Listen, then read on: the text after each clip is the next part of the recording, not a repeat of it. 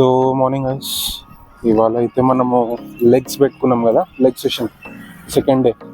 So legs ఇవాళ ఏం చేస్తామో చూడాలి, పిలిచి ఎక్కడి వరకు అవుతుంది ఏంటి అనేది. సో వర్కౌట్ అయిపోయిన ఫస్ట్ అయితే ఇప్పుడైతే జిమ్కి వెళ్దాం.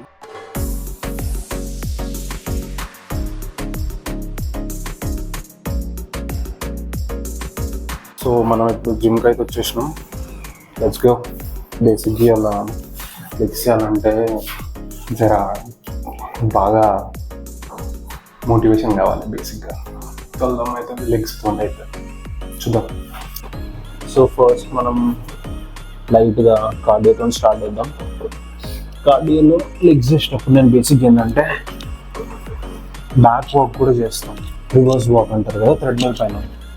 సో దానివల్ల ఏమవుతుందంటే ఫ్రంట్ వాక్ చేసినప్పుడు మనం కార్డ్స్ పైన ఎక్కువ పడుతుంది. సో రివర్స్ వాక్ చేసినప్పుడు హ్యామ్స్ట్రింగ్ పైన ఎక్కువ పడుతుంది. సో ప్రాపర్గా agonist and antagonist muscles. Agonist అంటే ఆ వర్క్కి సపోర్ట్ చేసేది, యాంటాగోనిస్ట్ అంటే ఆ వర్క్ని అపోజ్ చేసేది. సపోర్ట్ అండ్ అపోజ్ ఈక్వల్గా ప్రెషరైజ్ అయినప్పుడు జాయింట్ అనేది స్టేబుల్ ఉంటుంది. సో మనకి ఇంజురీ కాకుండా విల్ డూ రివర్స్ వాక్ అనమాట. సో ఫస్ట్ థ్రెడ్మిల్ పైన front and reverse walk complete చేసి I'll start with hamstring first. ఎందుకంటే క్రిస్ వామ్స్టెడ్ కూడా ఇప్పుడు హ్యామ్స్ట్రింగ్ తోటి స్టార్ట్ చేస్తాడు ఫస్ట్. సో లెగ్స్ వర్కౌట్ చేసే ప్రతిసారి నేను ఇదే వార్మప్ చేస్తాను అనమాట. సో సిరీస్ ఆఫ్ వార్మప్స్ని కలిపి నా అంతలో నేను క్రియేట్ చేసుకున్న లెగ్ వార్మప్ అనమాట. ఇది ఏంటంటే కంప్లీట్గా బాడీ ట్విస్ట్ చేస్తూ hip joint and knees and ankle ప్రతి ఒక్క జాయింట్ మనకి ఎట్లంటే ప్రాపర్గా మూవ్మెంట్ అవుతుంది. ఇది నాకు బేసిక్గా కొంచెం కంఫర్టబుల్ అనిపిస్తుంది. క్వాడ్స్ కానీ హ్యామ్స్ట్రింగ్ కానీ ఆ హిప్ కింద డెప్త్ స్క్వాట్ డెప్త్ వెళ్ళడానికి అన్లాక్ అయిన ఫీలింగ్ వస్తుంది, కొంచెం మంచిగా చేయగలుగుతుంది. సో అదనమాట. లయింగ్ లెగ్ కర్ల్స్ ఉన్నాయి. డబల్ లెగ్ చేయొచ్చు, బట్ అది కొంచెం క్రాస్ ఉండే అనమాట ఆ లెగ్ బ్రేస్ ఏదైతే పెట్టేదో. సో నేను సింగిల్ లెగ్ చేసిన. అండ్ ఇక్కడ చాలా మంది అనుకుంటారు కర్ల్ చేసేటప్పుడు హిప్ కింద ప్రెస్ చేసి ఉంచాలి అని. బేసిక్గా అనాటమీ ప్రకారం అట్లా ప్రెస్ చేసి ఉంచితే మీకు లోవర్ బ్యాక్ పైన ప్రెషర్ ఎక్కువ పడి పెయిన్ ఎక్కువ వస్తుంది. సో మన బాడీ ఏంటంటే వర్క్కి తగ్గట్టు మన బాడీ అడాప్ట్ అవుతుంది. So we just need to make ష్యూర్కి అది ప్రాపర్గా అంటే ఒక సర్టెన్ థింగ్లో అడాప్ట్ అవుతుంది. లైక్ అవుట్ ఆఫ్ పోస్చర్ లాగా వెళ్ళట్లేదని చూసుకోవాలి. 12, 10, 8 ఇట్లా వచ్చేటట్టు చేస్తున్నా. లెగ్ ఎక్స్టెన్షన్ సింగిల్ లెగ్ చేస్తున్నా. సో ఇది ఏంటంటే వీ షుడ్ మేక్ ష్యూర్కి కిందికి వెళ్ళినప్పుడు ఫుల్ స్ట్రెచ్ రావాలి మన బాడీకి. కొన్ని మెషిన్స్ అడ్జస్ట్ చేసుకోవడానికి కుదరదు అంత ఫుల్ స్ట్రెచ్ రావడానికి. So it's better if you get that full stretch. అంటే నీకు మంచిగా బ్యాక్ వరకు వెళ్ళి బాడీకి ఫుల్ నైస్ స్ట్రెచ్ వస్తుందో లేదో చూసుకోవాలి. సో అదనమాట. అట్లా స్ట్రెచ్ వచ్చినప్పుడు ఏంటంటే క్వాడ్ మసిల్ ఎక్కువ ఎంగేజ్ అవుతుంది. ఇప్పుడు ఇది అయిపోయింది.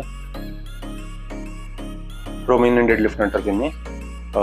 సో ఇది ఎట్లా అంటే హిప్ లైట్గా బయటికి హించేసి కొద్దిగా సాఫ్ట్ని పెట్టి పైకి లిఫ్ట్ చేయాలి వెయిట్ని.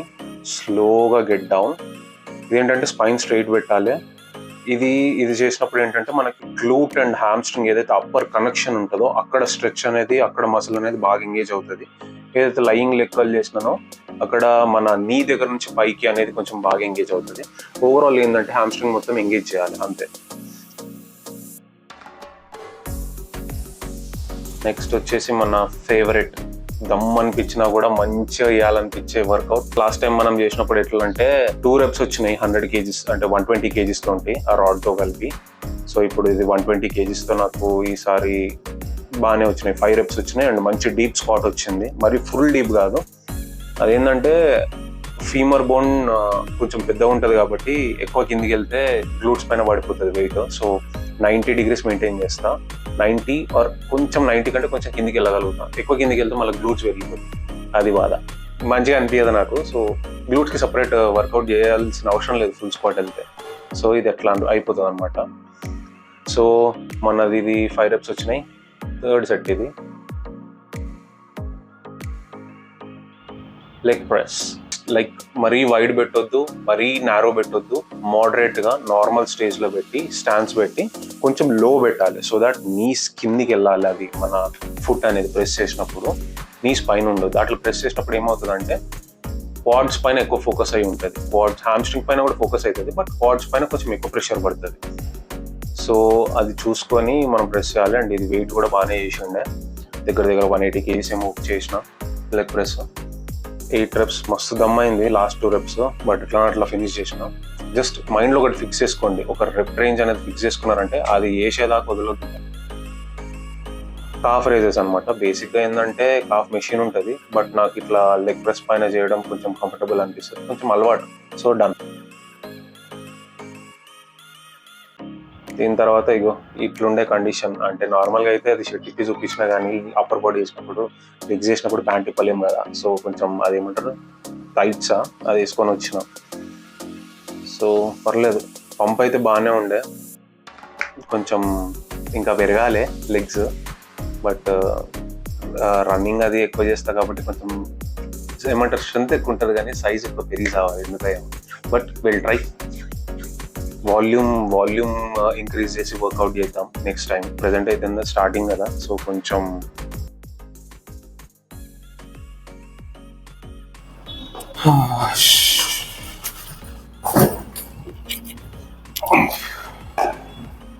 సో ఇవాళ ఏమైందంటే జనాలు ఎక్కువ ఉన్నారు.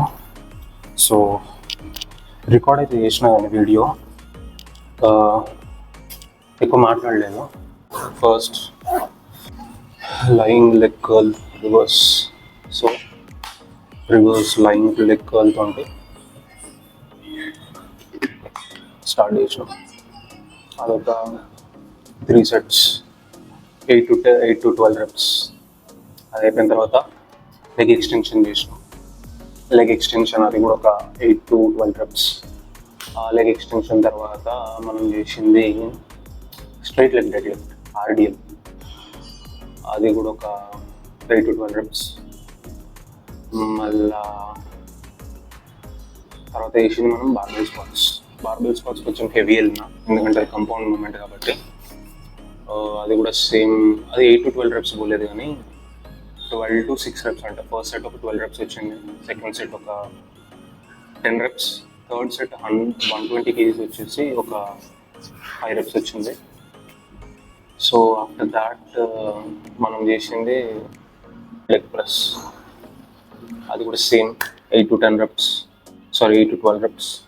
దాని తర్వాత లెగ్ ప్రెస్ మెషిన్ పైనే కాఫ్ చేస్తే కొంచెం మంచిగా అనిపిస్తుంది. సో నేను దానిపైన చేసిన. మీ దగ్గర కాఫ్ రేజెస్ మెషిన్ ఉంటే you can do it with that.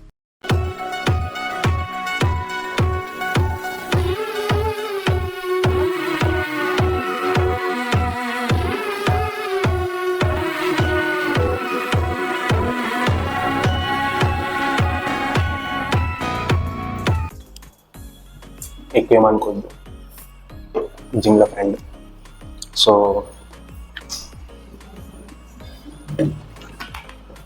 So this is your leg workout routine. So అది కంప్లీట్ చేసేసుకొని నెక్స్ట్ డే గ్యాప్. దాని తర్వాత మళ్ళా అప్పర్ బాడీ, మళ్ళా లెగ్స్. అట్లా 4 sessions అయిపోతాయి సెకండ్ వీక్. థర్డ్ వీక్ నుంచి ఏం చేయాలి అప్పుడు చెప్తా. Okay, stay healthy, bye.